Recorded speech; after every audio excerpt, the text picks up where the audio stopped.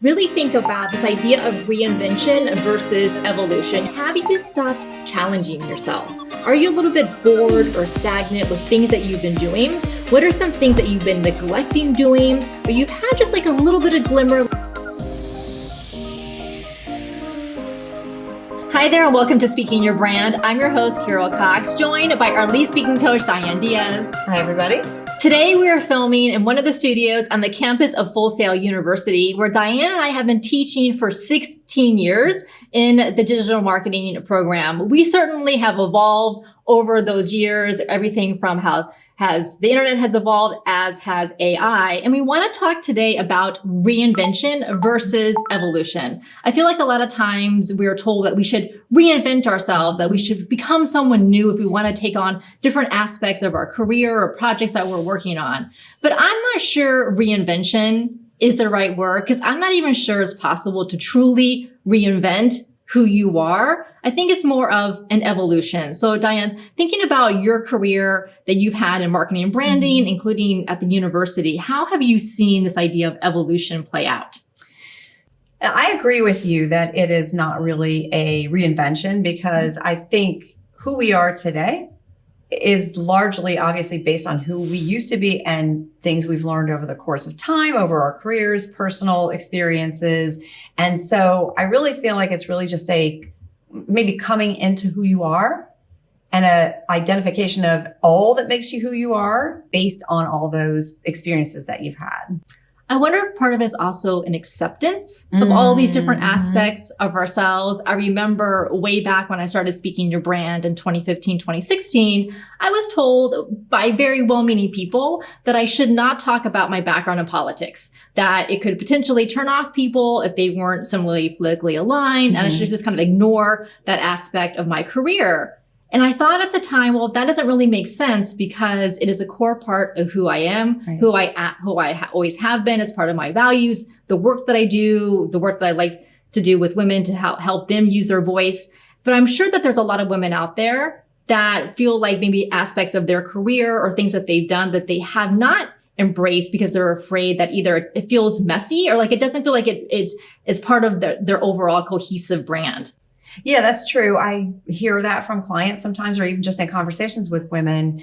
And I think it's a valid concern. But what I would say to that is that when we are trying to push down some aspect of ourselves, like for you, the political portion of your career, then you cannot be who you truly are and be your full self in anything that you do, right? And so I think that then colors how you do what you do. But when we just bring everything about ourselves, and certainly whatever setting you're in, whether it's a networking event or a personal event, you're going to change how you convey that.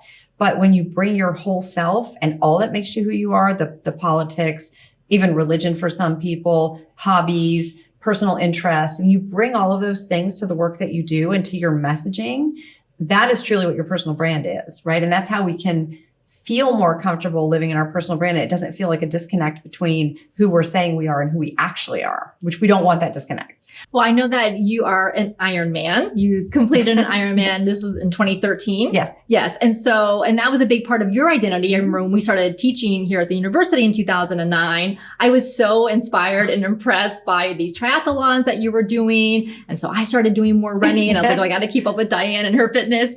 And then when you did the Ironman, I was like, wow, I was blown away. I mean, it was just such an accomplishment.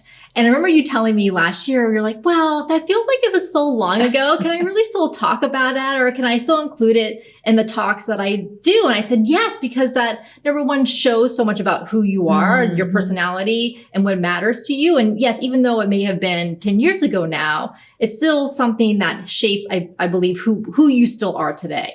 Yeah, that's a good point. And it does from my side, does feel like a little bit of like statute of limitations has run out on that. But I think you make a valid point, because everything that we've done, even things that we've done when we were a child, come into our personal brand. And so, yes, that does inform how I look at the world, right? Because I do, even though I don't do triathlons anymore, I do operate sort of in this world of doing things that are healthy for me and help keep me fit, which is a big part of what my personal brand is about. So even though that has changed what it is that I do to do that, it is still my personal brand. But even things from childhood that might have been interests that we had, hobbies that we had, those things still factor in, because who we are today is based on experiences we had as children, growing up, as young adults. That all of that informs our personal brand. So I do still share anecdotes about that experience and the lessons from it that it taught me, which had enormous lessons.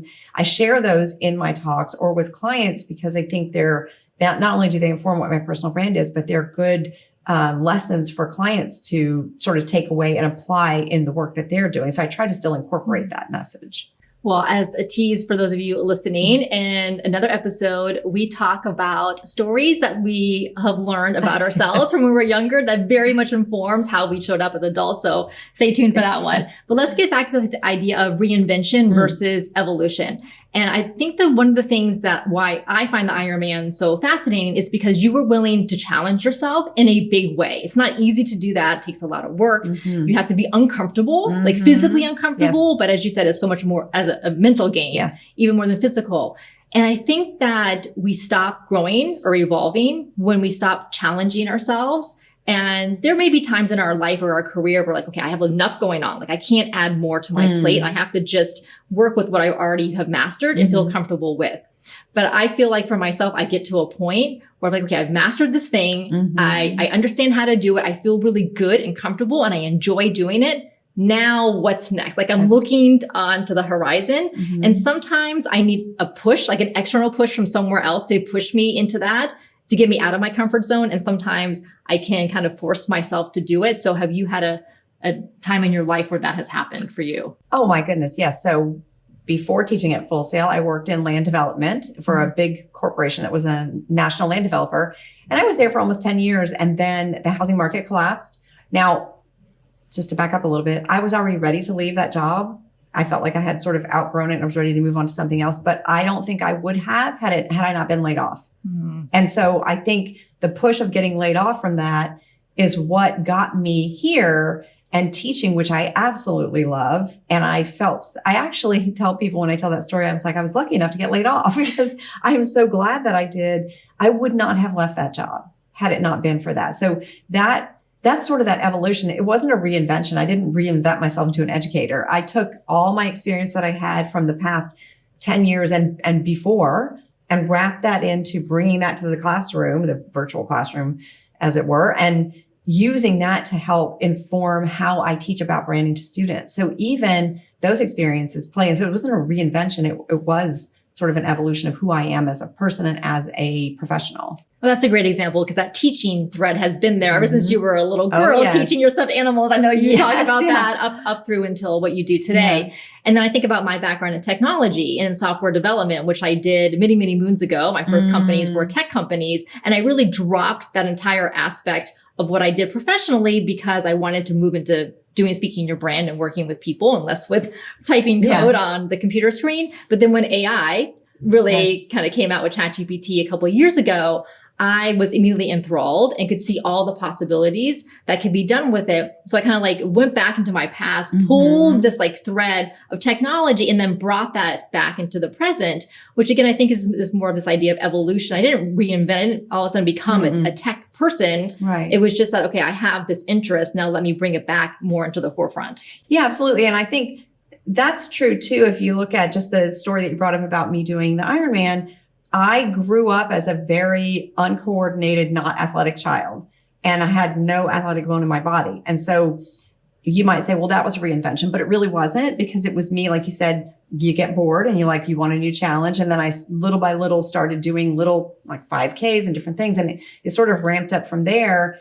And it becomes that way of showing yourself that you can take something from your past and sort of rework it. And it isn't a reinvention, but it is evolving into understanding how to attack new challenges, like taking what you did in coding and applying that to the work that you do with clients. So it's different, but it's different, but it's the same, right? Right.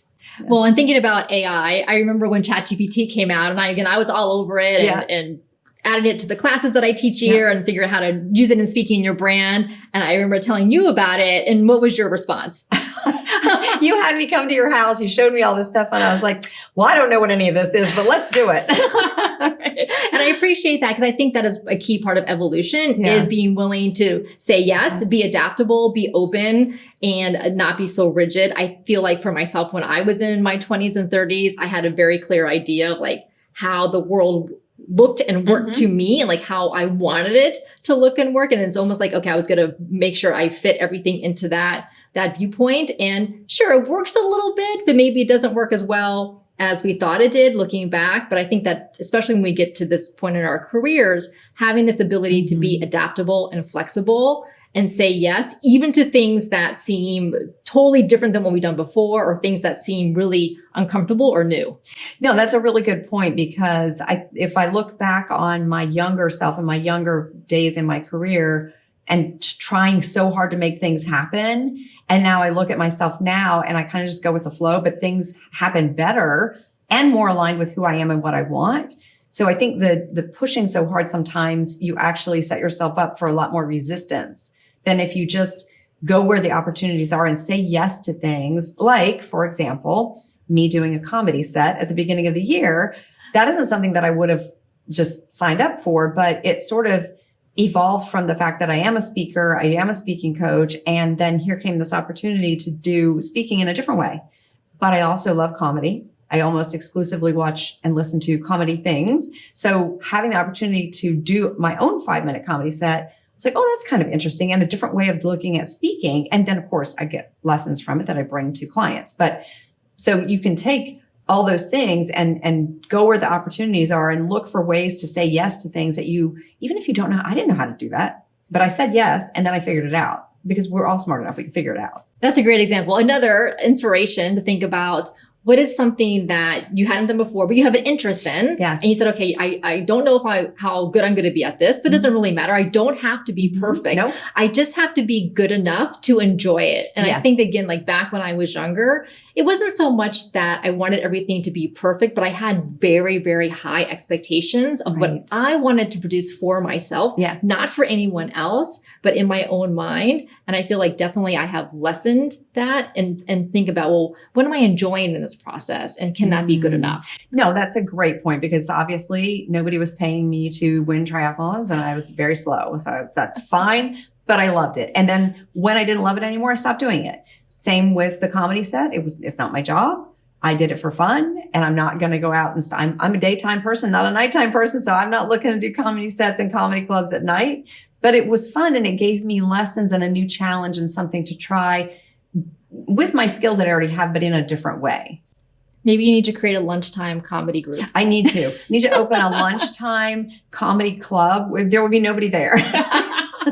Other people like you, so you'll attract them. Like.